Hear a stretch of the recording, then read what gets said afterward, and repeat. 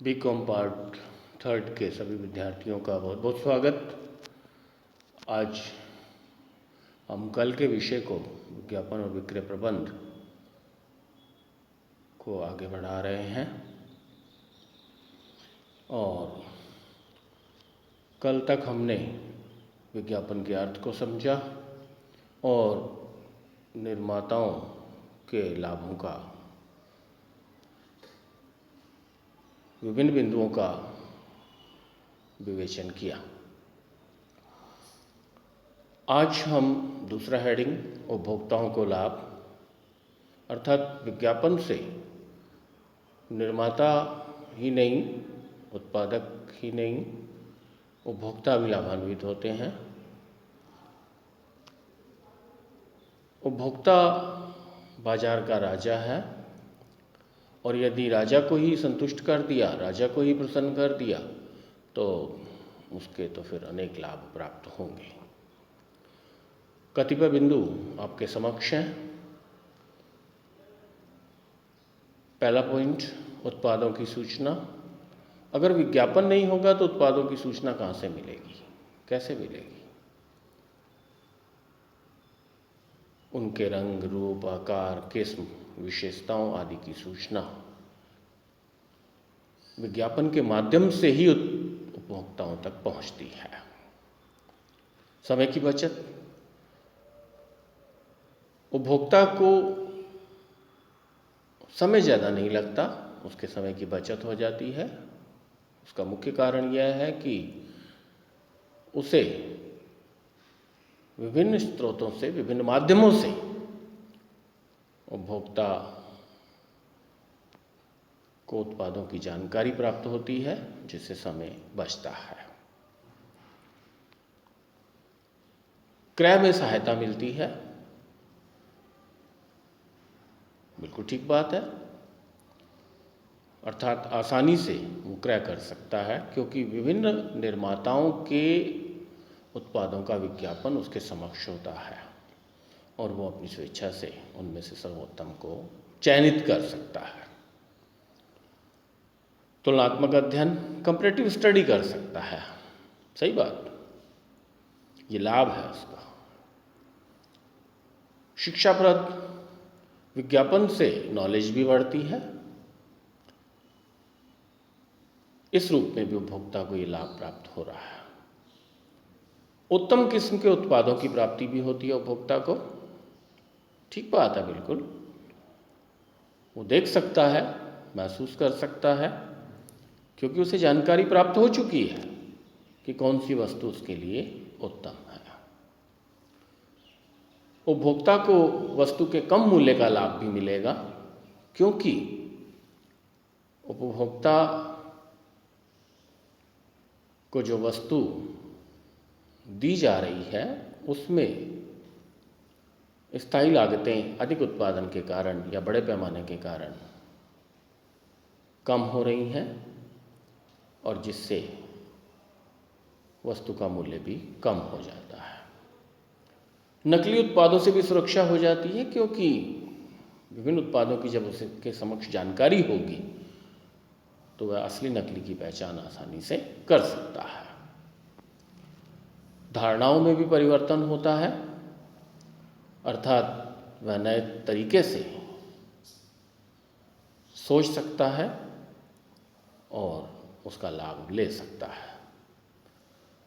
जब उक्त सभी लाभ प्राप्त होंगे तो अंतिम बिंदु के रूप में जो उसे लाभ मिलने वाला है वह जीवन स्तर में सुधार का है क्योंकि जब वस्तु कम मूल्य पर प्राप्त होगी, समय की बचत होगी, तुलनात्मक अध्ययन करके वस्तु को खरीदेगा तो उसका जीवन स्तर उच्च होगा।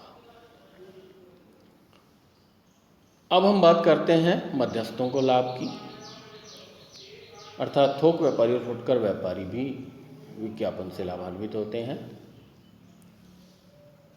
पहला लाभ, जनता को सूचना। विज्ञापन सार्वजनिक है, सभी के लिए है और जब जनता को सूचना हो गई तो उपभोक्ता उस वस्तु को मांगते हुए ही आता है,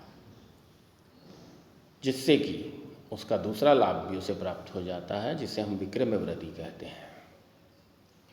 विक्रेताओं को प्रोत्साहन मिलता है, अर्थात जिस निर्माता का विज्ञापन किया जा रहा है उसको बेचने में थोक व्यापारी और फुटकर व्यापारी अपेक्षाकृत अधिक रुचि लेते हैं। जोखिम में भी कमी होती है, क्योंकि जिसका विज्ञापन होगा वह अधिक बिकेगा, तो मध्यस्थ व्यापारी के जोखिम में कमी होगी। मूल्यों में भी स्थिरता आएगी, अर्थात मांग सदैव बनी रहेगी और मूल्य स्थिर रहेंगे। यही नहीं, अस्वस्थ प्रतिस्पर्धा का भी अंत होगा और अन्य लाभ भी उसको प्राप्त होने लगेंगे। समाज को भी लाभ है, जो हमारा चौथा शीर्षक दिखाई दे रहा है स्क्रीन पर। समाज और देश दोनों को लाभ मिलेगा विज्ञापन का। विभिन्न पहलुओं की जानकारी हो जाती है विज्ञापन से। रोजगार की उपलब्धता होती है।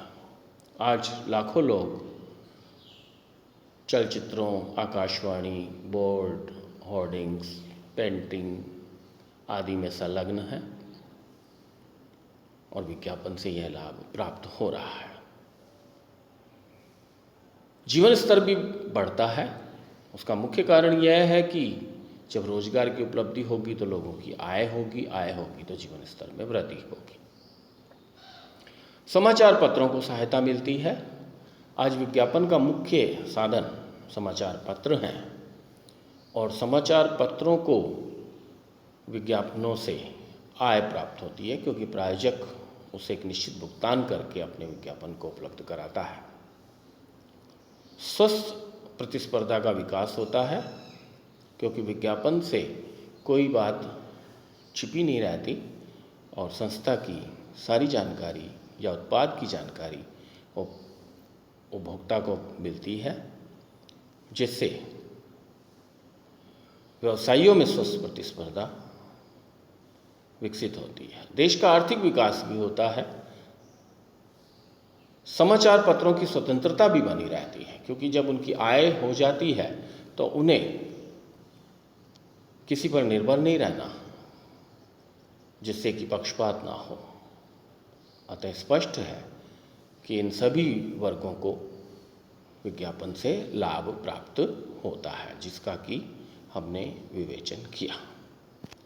अब हम कुछ आलोचनाओं को भी देख लेते हैं। विज्ञापन दोष रहित नहीं है, अर्थात विज्ञापन की कुछ आलोचनाएं भी हमारे समक्ष हैं। विभिन्न विद्वानों ने इसकी आलोचना भी की है। यह आवश्यकताओं को बढ़ाता है, बिल्कुल सही बात है, क्योंकि विज्ञापन को देखकर उपभोक्ता लालायित होता है और क्रय करने के लिए प्रेरित हो जाता है। बजट के अभाव में भी वह अपनी आवश्यकता को महसूस करता है। यह मूल्यों को भी बढ़ाता है, क्योंकि जब किसी वस्तु के उपभोक्ता बढ़ जाते हैं तो उसकी मांग बढ़ जाती है और इससे उसके मूल्य भी बढ़ने लगते हैं। इच्छाओं में भी अस्थिरता आती है। एक आलोचना यह भी है, क्योंकि विज्ञापन से उपभोक्ता या जनता या जनसामान्य की इच्छाएं बदलती रहती हैं और अस्थिरता बनी रहती है। कई बार निर्माता मिथ्या तथ्यों का भी प्रस्तुतिकरण कर देते हैं विज्ञापन में, और इस आधार पर भी इसकी आलोचना होती है। राष्ट्रीय संसाधनों का अपव्यय होता है, क्योंकि कई बार विज्ञापन अच्छे लाभ नहीं देता, तो जो सामग्री, जो संसाधन विज्ञापन में लगे हैं वह वेस्टेज जाते हैं। छठी आलोचना के रूप में सामाजिक बुराई की बात करता हूँ। विज्ञापन उन वस्तुओं का भी किया जाता है जो मादक हैं, नशीली हैं आदि आदि।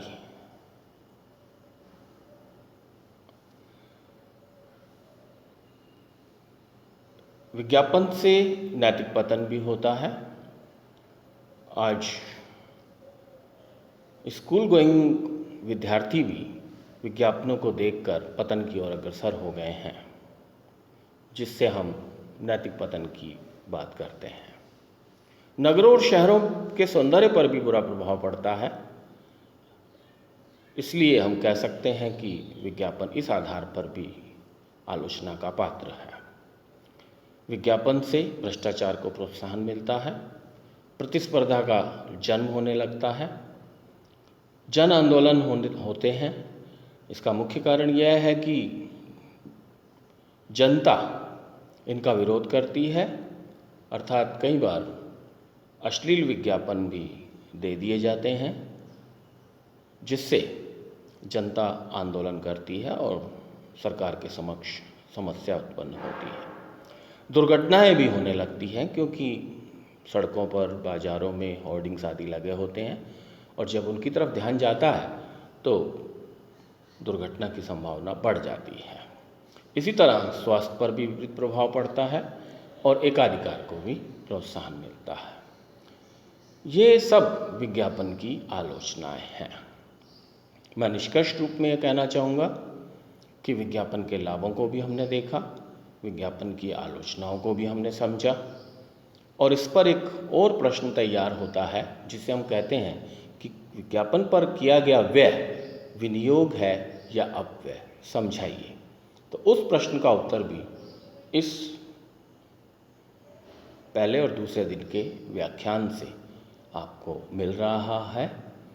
मुख्य कारण यह है कि विज्ञापन के लाभ अधिक हैं, आलोचनाएं कम हैं, इसलिए हम ये कहेंगे कि विज्ञापन पर किया गया व्यय विनियोग है, अपव्यय नहीं।